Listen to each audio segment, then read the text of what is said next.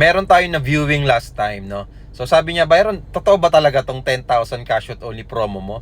Wala ka talagang down payment na ilalabas. Kasi marami na rin akong developer na pinagtanungan, nakapag-inquire na rin talaga ako actually, no? Nakapag-site visit na rin ako sa kanila. Pero yun nga, meron talagang down payment sa kanila, 12 months, 24 months, 36 months.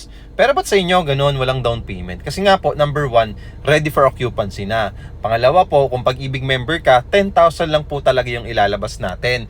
Wala na po kayong down payment na ilalabas. Pangatlo, ready for occupancy. So, ibig sabihin nun, 30 days process lang, makakalipat ka na. Wala ka ng hidden charges na babayaran. Number 4, dahil ready for occupancy na, hindi mo na kailangan magbayad ng mga lump sum payment para lang mapababa yung amount ng inyong total contract price ng unit. So, wala na tayong lump sum payment. And number 5, wala nang hidden charges kasi sinasabi na natin kung ano ba talagang dapat bayaran ni client before ka kumuha.